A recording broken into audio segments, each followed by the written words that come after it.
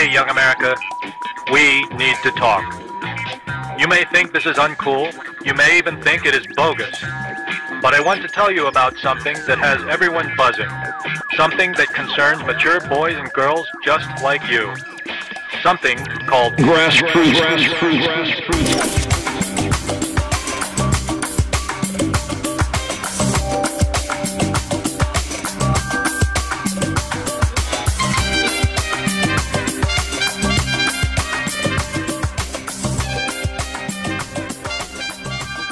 All right. Hello, everyone. This is Erin Ashley Simon. And this is Brandon Killabh Hall. And welcome to another episode of Grassroots Podcast, where it's not just about where you're going or where you currently are, but it's also about where you came from.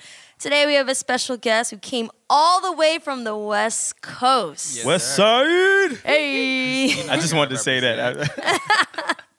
I felt like this was like the perfect moment to say that. Definitely. I appreciate you. You know what I mean? You holding it down know all the what I way mean? on this coast. And I'm a Laker fan. Brandon's always got the ad-libs in the intro. I do, right? He always, like several of them, he's always having ad-libs. Just waiting to plug that. That's it. My life's complete. The only person who got you the one time before you can even do the ad-lib was Joe. Yeah, Joe just started talking. Yeah, And we're like, oh, yeah. okay. I ain't even get the ad lib. I didn't get to do shit. I was about to, but she had the flow so well. I was like, maybe I should just sit back, just wait until you know. It's preparation, baby. Preparation. Yeah. All right, so you heard a little bit of our conversation going on, but I'm going to allow our guest to introduce himself formally. So please let everyone know who you are. My name is Marty Grimes, artist all the way from the West Coast, Bay Area, Berkeley, California to be exact.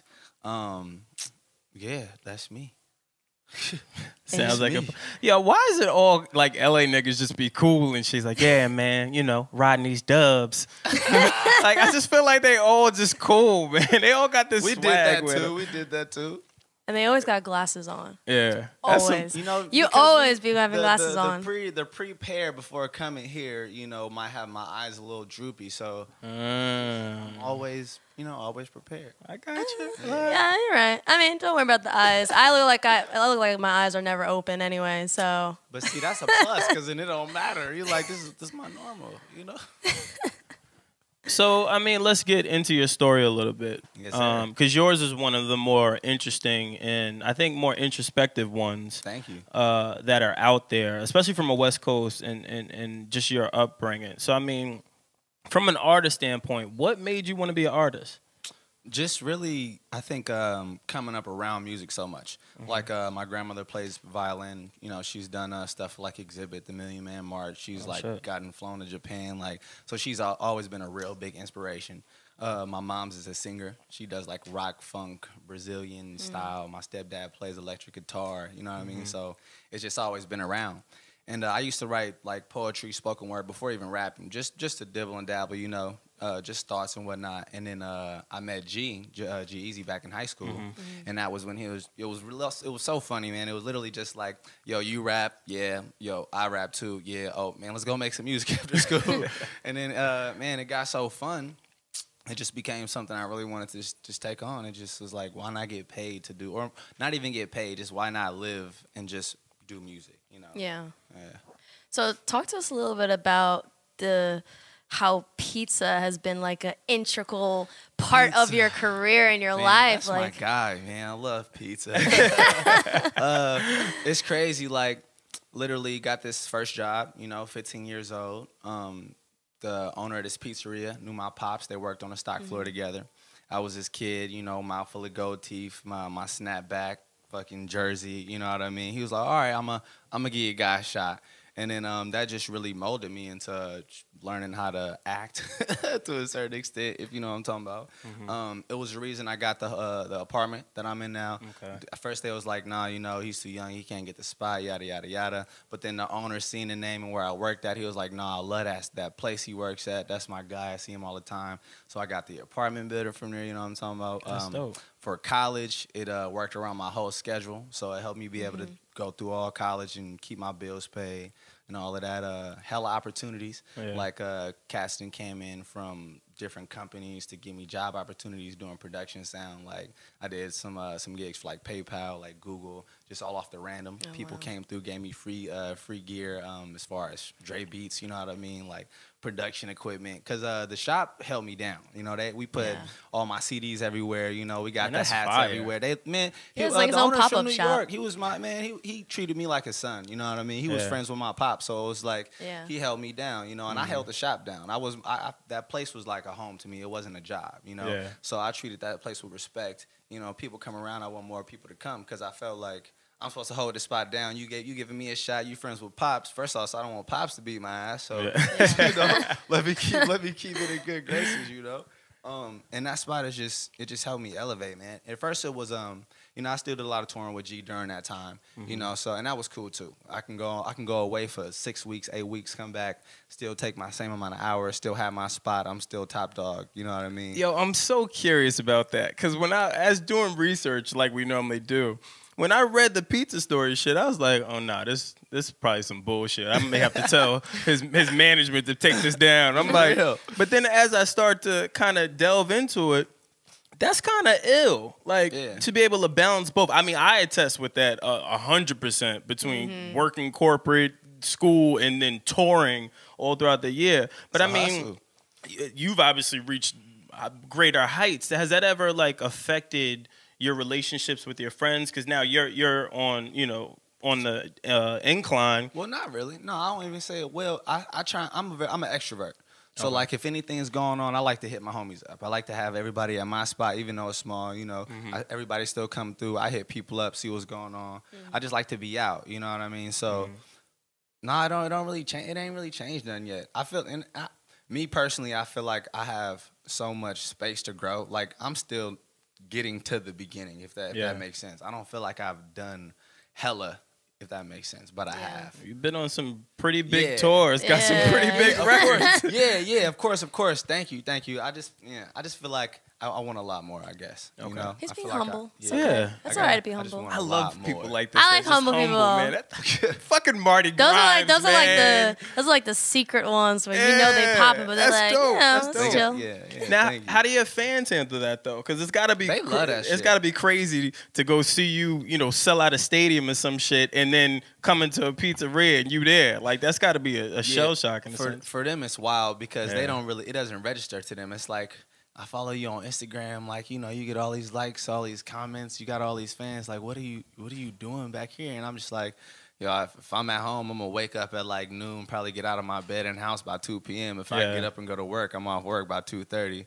Why not just get up and, you feel me, have a good grind in the morning, eat some pizza, and all the fans come in, you know, from the shop. So to them, it's like, and that's more exposure for me too, and they love it, you know, it's connecting, and it makes them feel like I'm a real person, which I am too, so. But it took me some time to get over, like, going from being the quote-unquote superstar to, you know, all these fans, and then coming back and working pizza and, like, taking shit from asshole customers or having to, like, you know, just breathe. You better than me, man. So, but I was like, nigga, I'm on tours. I don't care about your fucking pepperoni. Yeah. So I feel, that just taught me, man. Yeah. It helped a whole lot, bro. And I just really feel like I could just do whatever. After doing that, I could do whatever I want. It don't matter what the level of whatever. If I like it, I can do it. It definitely humanizes you too. I mean, because a lot of times when fans look at artists, it's like you guys are on this godly pedestal, but then like they see you at the pizza shop, it's like, oh, he's just like the rest of us. Tight. That's the homie, and it makes you more approachable too. Because like for me, I'd rather if you see me, say what's up. If you know who I am, because that's just tight to me. Like I'm not trying to walk. If I want to be a superstar, you know what I mean. I want to know people know me. I want you to tell me, you know, what song you like, or I seen you here. I follow you there. I came to this show because that's tight, you know. I feel like they'll do that more if they see me behind the counter versus just like always doing something on, you know, some wild, And so with you working at this pizzeria place, has it, like, everyone says that, like, if you play a sport, you learn things that, like, intangibles that you can take with you to anywhere. Were there certain things that you learned at the pizza joint that helped you throughout your career? Because I know, you know, before you kind of, like, really got into your own music, you helped manage G-Eazy and kind of helped get things together with that. So I know you learned from that experience, but did you also take something from the pizza shop too? Business. Yeah, a little bit of business, you know what I mean? Because I definitely helped out with every aspect of the pizzeria too. So I guess just budgeting wise and, you know, paycheck to paycheck, you know, and with bills, you got to manage that right. And, you know, investing in music with every paycheck and having my bills and every other, you know, thing I'm dealing with in life. I feel like that definitely helped me manage a lot more, you know, because you have to, time management is key, you know what I'm saying? So if I have all this extra time, then I don't feel like I manage it as much as I will if I had less, if that makes sense, you know? Because you can spend a lot of time doing nothing or just, you know, thinking about what to do. I can think about what I'm doing while I'm working. That way when I get off work, if I figured it out by then, go take care of it, you know? So I could definitely say it helped me out in that aspect for sure. A little bit of balance there. So definitely. So talk to me about your early on come up. You know what I mean? Like, what were some of the struggles that you had to endure becoming a, you know, being an artist and being independent and trying to be heard? Because you seem very, like you seem very humble yet so accomplished. But I feel like that's almost like a mask in a sense, because everyone has their little upbringings where it's like, damn, this was a little bit of a rough ride for me. I think it's because, like, I don't really see, how can I say this? What I've been through hasn't been a struggle, if that makes sense, you know? And, like, G being my best friend and helping him out and, like, learning from that background, I feel like I was still a part of a lot. So I was never, I don't want to say I was never just sitting, you know what I'm saying? And I was still working on my own craft at the same time. But my biggest struggle, I'll say, is really getting my foot in the door and, like, you know, getting here to tell my story to people who want to tell more people, you know. It's just really spreading the word, you know. And I didn't have management, you know, for a long time, really until like a year ago. I read that. You self-manage yourself for like a good 3-4 years from the start up of your whole grind. And I even had management before who thought it was going to be a little bit less work than they thought because of, you know, G being a homie. And I'm like, nah, like I'm holding my own. Like he wasn't even on Marty Wanna. That was because I was like, I got management now. You know, somebody had reached out. I was like, now I can do my own strength. Like, come on, let's get it popping, line it up. But then, you know, they wasn't ready for that work. But I'm going to work hard for myself regardless, you know. Yeah, I mean, speaking of that, does it ever, like, I wouldn't necessarily bother you because that's your bro. G's your bro.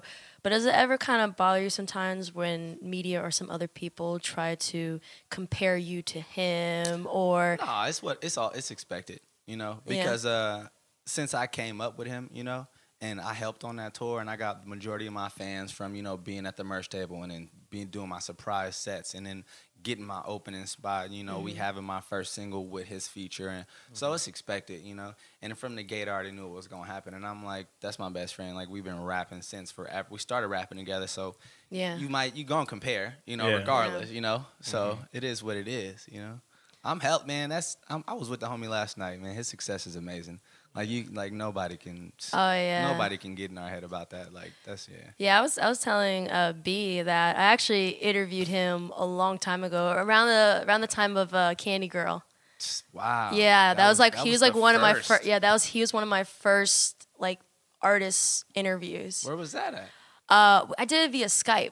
Okay, because I was like, he was in New Orleans there. Yeah, I did it via Skype. I had my own blog. I did a lot of stuff in sports, but then I kind of moved into music, and he was one of the first people. And it's funny, I went to the HBK Gang's Halloween event, and I showed him the video. He was like, yo, that's wild. Every year, shout out the gang, man. Yeah. Oh, I love them. Man. CJ and all of them. Yeah. I got P-Lo on a single too. Psych off Cold Pizza. He on the first joint out the Bay. Yeah. Sue was on the last tape too. You know what I'm talking about? Dave Steezy on this tape too. Off Cold Pizza. Yeah. Y'all moving, man. Gotta keep it that way. Let's talk about that too, because it seems like you guys got like a family going on. You all support one another. Because it wasn't always like that. You know what I mean? Like, and now we really realize like this is our culture, and we gotta stand pretty much together to get the world to see it. You know what I mean? Because the hyphy movement back then, that was like the huge thing. For wave. You know what I mean? It was a moment. Yeah. It was a moment Massive. for a while. You know, and now the wave is right back. You know what I mean? But this time it's tight because like it's like you said, a huge family. Like everybody works with everybody. Like you go to the Bay, you go to a function. Everybody's there. You know what I mean? Any artist, exactly. You know, any artist, everybody's there showing love, dapping, chilling, smoking, drinking, and it's so much love now. Like a lot of the bullshit is cut out. It's so tight. Yeah. So then, how does it work too? I know there's certain artists that are more towards the hyphy moment, but then there's also artists that don't really have that sound. Like for you, with your recent project, you didn't really have entirely that sound, and neither does Collaborate. Yeah. He doesn't either, and like a few others don't. And it's kind of like, I wouldn't say it's like a half and half, but there's like certain people do, certain people don't, but you still all collaborate and are together. Like, so how does that work specifically? Well, hyphy is forever in me. You know, like we forever gonna go dumb no matter what the music might sound like. Yeah. But the music that I make is just my personal preference of what I like. You know what I mean? I still listen to Mac Dre nonstop, you know, Clyde Carson, the team, you know what I'm saying? Like that's still what we vibe to. But at the same time, I like to bring something different to the table. You know, like I'm forever from the Bay and people will know that, but I still want to bring a different vibe, you know? Like in the Bay, you would see a group of people, they all be dressed different, but you could look at the swag and be like, I know they all from the Bay, but they all look different, you know? So it's like we could be somewhere we all from the Bay, but all our music can still sound different, even though hyphy music is the biggest genre out the Bay that people, you know, have seen the most from 07. Identify with. But that's the thing, is like that's the problem, is because that's not a thing. It's so much music in the Bay, you know. Even outside the names of me and Killabh, you know, Rex Life Raj. I don't know if you heard of my homie Rex Life. Yeah. It's like we have hella different vibes, like 108K, you know, R&B music. So it's like I never heard of it's just not it just has to be explored, and that's what. Yeah. Was there ever a time where you kind of almost doubted yourself? Like you're working hard, you know, you're putting in your work, you're working with G-Eazy, you're doing your own thing. Was there a point where you started to doubt your own ability and say to yourself, damn, maybe this is not for me. Maybe this is I gotta go try something else. Well, I never doubted it, saying maybe it's not for me. But, you know, as time passes, I have goals, you know. I'm trying to have everybody fed. Moms ain't in the house yet, you know. I'm still dabbling to make these bills where I can make this music career work. So, you know, you start to think, like, am I spending too much time on this, you know? Yeah. Because I could be straight edge. I got my degree. I can go get a regular job, get paid $700 a day, go do some boring shit, yada, yada, be paid blam. But why? So I could wake up and be miserable. You know what I mean? So it's like I'm making it work. And I ain't got no problem. So day to day is like, I'm living better than a lot of people. I don't got to get up and work if I don't want to. Like, I don't even got to set an alarm clock if I don't want to. Yeah. But it's like, I want more. So. That sounds nice. Yeah. I was about to say. No alarm clock. Oh, my God. I hate alarm clocks. I done broke like 5 alarm clocks. Man, yeah, my I got to put manager's 6. Alarm clock every morning. I'll be like, bro, if you'll turn that. Gotta have that, especially now that you know we're trying to be fit in these streets. You know, That too. Trying to be fit. So how do you live a healthy life when you're on tour? Because I remember I think it was in a Genius interview, like with G-Eazy, like that dude parties like every day. Yeah, so like, how do you guys? He party harder than me. Yeah. Really? So you're kind of like the one where some days you're like, now Well, have water. I just kind of drink less. I smoke more. You know, so you don't really get no hangover. You know what I'm talking about? So, and me smoking, you could drink and be up all night. Sometimes 2:30 come around from smoking. I'm like, bro, I'm about to go to bed and get the best snooze of my life. You know? Yeah. But really, when you got to a certain level, it made it easier. You know, being on tour, and then when we got to the tour bus level, it was hella easy because you wake up in the next city already. The driver driving, you know, throughout the night, whatever, 2 a.m. to 8 a.m. You wake up, we get breakfast, workout, sound check. It's good. In the beginning stages, it was more like, get to a gas station, we're going to be here 5 minutes. Hey, bro, let's bang out 50 push-ups, you know? Like, get to the hotel, wake up early, or, you know, we got 5, 6 people that need to shower. If you don't get in that shower first, I'll take the 6th spot and just try and do my workout until I got a shower. Yeah. You know, we get to the spot. If they got a bathroom, I'm doing pull-ups in the bathroom if I need to. You know, it's just anything. I got a 24-hour membership. Shout out 24-hour. They need to pay me for this too. I was about to say that's a mean plug. That's a mean plug. And no, they do plug me, so I guess they deserve that. I've had the plug with them for a minute. They don't know it, but shit. Oh man. You gonna know after this record. I know. No name drops. yeah, they gonna plug me. It's good. So what was a moment for you that happened that now you realize, oh shit, this is about to happen for me? Like all of this work that I put in. I'm still waiting for that moment. I don't too know. Cool, man. God damn it, he's too cool. He's trying to crack him. It's not even that. I just, man, you know what? This is gonna sound terrible, but I've just been presented with so much from so many people and just let down by so many people at times where I've should have put my own work in, where I sat back and I'm just like to the point where I just, until it's happening, it don't really excite me no more. I feel you. You know? So you're numb from all of the bullshit that's happening. Exactly. Just because this whole game it might happen. Yeah. So yeah. I'm not getting excited off it might no more. Yeah. Every show is still amazing. Every show is still exciting. Every time I make music, I'm happy. Every time I release some shit, it's like the best feeling. So that's what I'm here for, you know. I feel you. Yeah.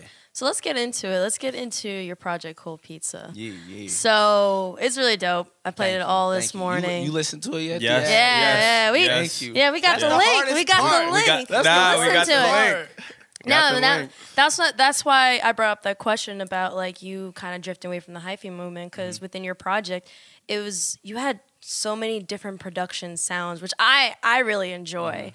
But then obviously you had continuity through your rapping cadence and so forth, which I thought was really cool too. Yeah, I like to pay attention to little things like that and nitpick. So I want to ask you. I always ask artists this, like, what song on that project was like the most personal song to write about, and why? The last one, Lose My Mind.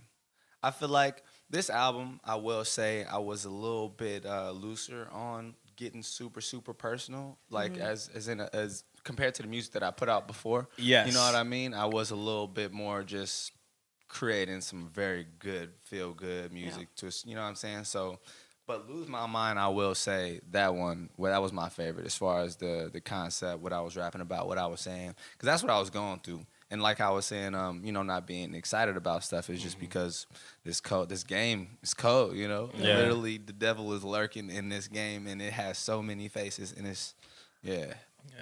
Who are some of your musical inspirations? Because, again, I listened to a lot of your early music, and then now getting the new music, I can see that you're a little bit more comfortable. You seem a little bit more sound, a little bit more aware of just everything. Yeah. Where before it sounded like you were more so having fun. Like it's more of a mature Marty than what it was. Yeah. But I mean, to get to that place and to create those different vibes and different types of music, who was somebody that you listen to, or people, or genre, whatever, that you kind of pull to be like, all right, look, this is I can connect with this. Now let me help that resonate with my listeners and my fans. All over the place, really. Like, of course, off top Tupac, off top Eminem. I listen to a lot of Erykah Badu. You know, I love that vibe. A lot of Lauryn Hill. You know what I'm saying? Man? A lot of A$AP Rock. Well, you said in the earlier stages. Earlier stages. Honestly, a lot more like Flowetry. I listen to a lot more R&B. My pops was a heavy R&B listener, so like he had me Chocolate Factory, R. Kelly. Yeah. You know, I grew up on that. A lot of Michael Jackson. You know what I'm saying? Even a little rock. Mom's had me listen to a little Jimi Hendrix. You know what I'm saying? Jazz music. I played trumpet too, so like John Handy. You know what I'm saying? Yeah. Just music, anything musical. I just took to. Yeah. Yeah, if that answered it. No, that definitely answers it.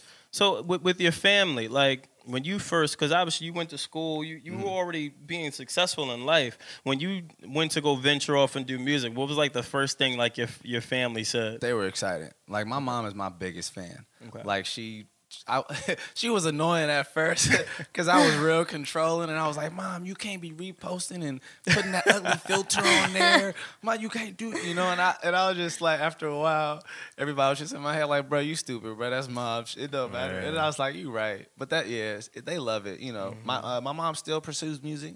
She does open mics all the time. Nice. Her and my stepdad still play guitar. You know, they try. They have fun. Like, my mom had me when she was 15, so she's still young. Yeah, that's why I love her to death. Cause so y'all probably got the ill connection at that point. Yeah, that's like my best friend. You know, she's like my right hand. Call me all the time. Yeah. She makes sure I'm good, and she got a master's in business, so she makes sure, you know, she keep my head on straight. And that's dope. And that's super dope. Yeah. I like that. I like how with your story it's different because like anytime you hear about rappers, it's like either they grew up like super super poor, or they didn't have a good upbringing, or the family didn't have degrees. But it's like, you know, I mean, from what I know, I could be completely wrong, but from what I've read and seen, it's like you had a pretty good upbringing. Like your mom worked really hard. She got a degree. You got a degree. You worked at a pizza joint. Like, it's like you're not the quote unquote typical rapper in a sense. Well, yeah, I'll take that for sure because I appreciate that. I won't say I was poor growing up for sure, but I will say like we made it work. You know, we made it happen. You know, like my mom being one of the strongest women I know, still finishing school. You know, with a child, whatnot, and she studied abroad. You know, so I did spend a lot of my time on my own. You know, my dad, you know, he was a baker as well, so he went to school too, but also a hustler, you know. So you know, he was running around making shit happen for me, making sure I had whatever sneakers I want, you know, a roof over my head, whatever and whatever. But they definitely let me be an independent person. Like, you know, I paid bills by the time I was like 14, 15. You know what I mean? Yeah. Having my own place, you know. Rest in peace, my grandma. When she passed away, I ran the household. I was a head household member, you know. Yeah. So I feel like I definitely went through a lot to make me who I am today. Yeah. But it wasn't like no deathly poor or nothing like that.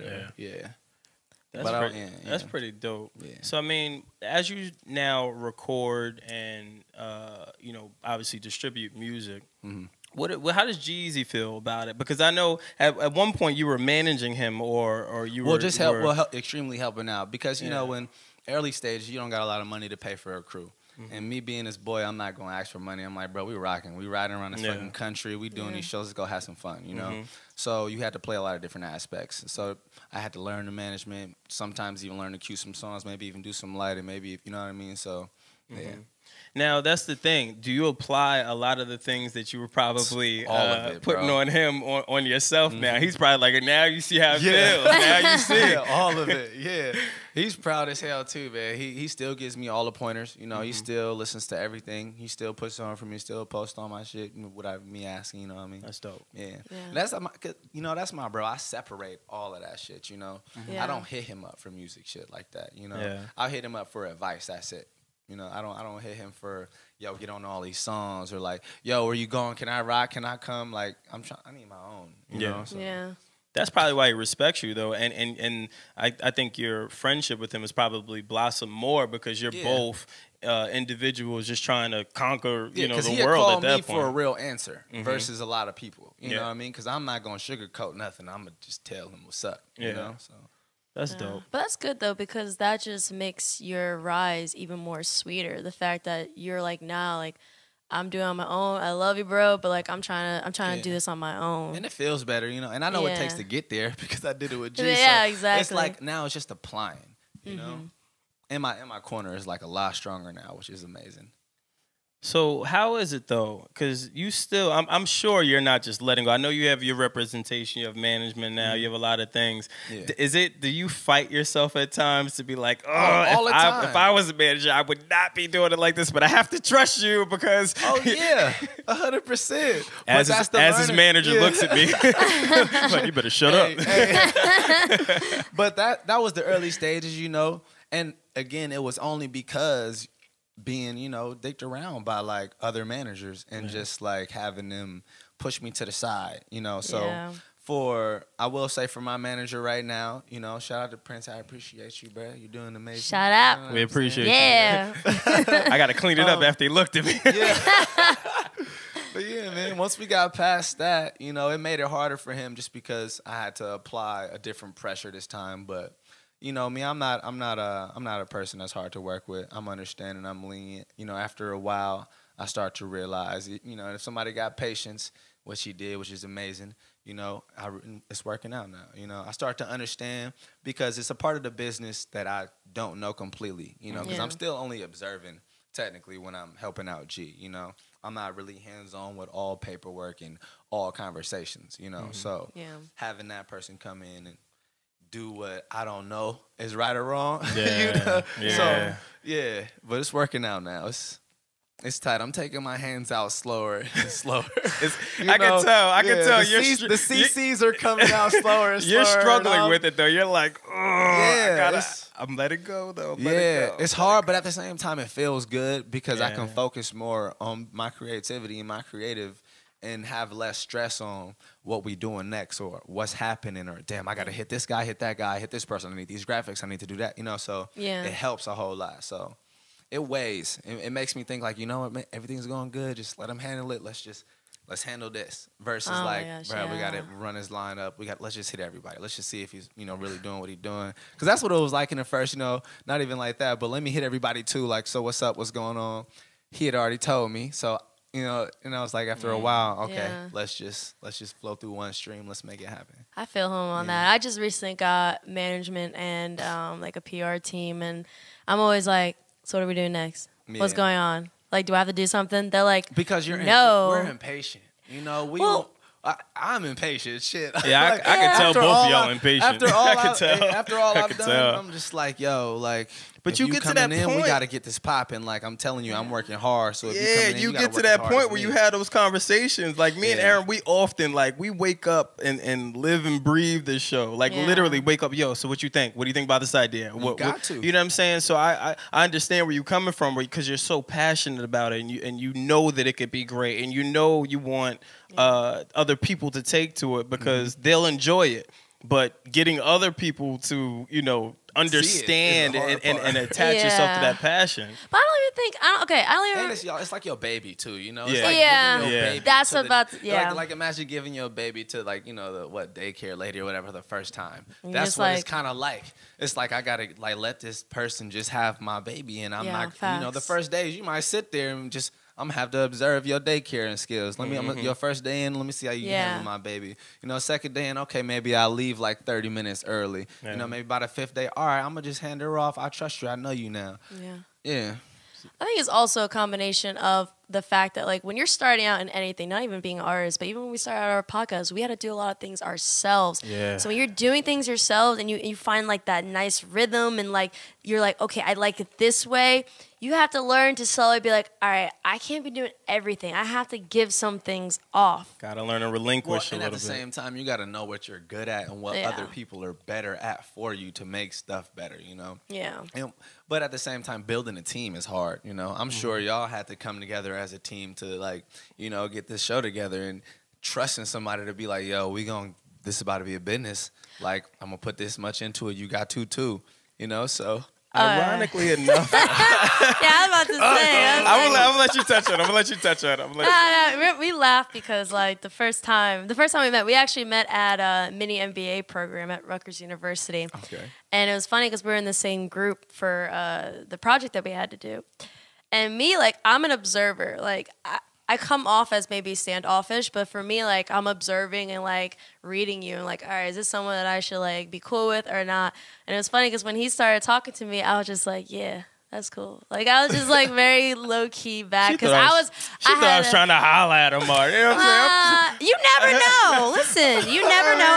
I didn't know you. I was just trying to say what's up. You know what I mean? I'm a nice guy, man. That's the problem. No. It's not about being a nice guy. I'm like that with, like, every guy. She really is, though. But not even guys, people. No, I was going to say people, she's really like that. And that's what I got to understand about her. Like I was like, damn, it really wasn't about me, huh? No, it's not, because it's like I work in the media industry. Like I have a lot of relationships with people who are higher up. So my thing is like, if you're coming at me, like, are you coming because you want something? Or are you genuinely trying to get to know me? Because there have been times where people are like, oh, I researched you before. Like, oh, so what? Like. But sometimes it's a compliment because, you know, like they don't want to sound dumb when they meet you. Yeah, but then sometimes it's like, well, it's weird I had too. to think about it that way sometimes too. I guess it's a little bit different for women because I get a little. I'm like, I don't want to say it's different for women. It's just the industry. You never know. Yeah, because there are people who are like, oh, I heard you dated this person this date, and do you have a boyfriend? I'm like, what? See, I have like mini stalkers. That's why I'm like, that's when shit gets weird. Yeah, that's why I'm saying not a business question. But that's why I have to be like a little like standoffish and hear you and be like, oh, okay, no, they're cool. Because I've had some, I've told them, there's this one guy, every single event I go to, like he's there asking mad personal questions to people that come with me. I'm just like, bro, you gotta chill. You gotta chill. But they ain't gonna see nothing about my personal life. That shit's on lockdown. Clink, clink. Word. All right. Shout out to Medea. So before we go, talk to us about the new record. Talk to us about the album. What can we expect? I mean, I already know what to expect. Yeah, me too. Appreciate y'all for listening. What can fans expect? You've definitely made a fan out of me, I will say. Only because I think you don't have the normal sound, to Erin's point. Your music is different, and you really sold me just because you seem to be a little bit more open with the new project. So I'm happy about that. And that was because I was working with new people too. Like that project was almost completely a new producer. It was only like maybe 2 or 3 tracks that was with my original producers and homies. So that kind of made it cooler because he had other suggestions, you know what I mean? And I didn't sing a lot before this, you know? Yeah. So having somebody there to like help me vocally and coach me and be like, you know what, use this part of your diaphragm. Like, all right, well, we, you know, do these vocal warm-ups, etc. And that helped. Yeah, and that really made a big-ass difference, you know? Gotcha. And I'm open. I just want to make good music, so I'm open to it. I'm always going to write my own shit, you know what I'm saying? Yeah. But I'm not opposed to, if I rock with the beat and it sounds good, then and fuck it. Yeah, exactly. All right, so go ahead and introduce your record. Well, man, go to martygrimesmusic.com. Check out Psych. It got my homies from home, P-Lo on it, G-Eazy, my homie Kuya on the beat. The other 2 singles on it, check out Trouble. That's produced by Grasser. That's one of my older homies. Yeah. Cellular, also produced by Breakfast in Vegas. They produce the majority of the joints. Cold Pizza's out. Go get that. Cold Pizza's always good. You know what I mean? That's why I named it. Shout out Joy Pizzeria, my spot. What's coming next? More shows, 100%. I got to come back to New York. I got to do some shows out here. We got to do a part 2. Oh, 100%. Yes. I would. Yeah. Thank y'all for having me. We appreciate you. We appreciate you. Yeah. That's it. Go to martygrimesmusic.com. Educate yourself. If you don't know me, please educate yourself. Educate yourself, please. Motherfuckers. Yes. I got what you need, guaranteed. Yeah. Ladies and gentlemen, Marty Grimes. Bless.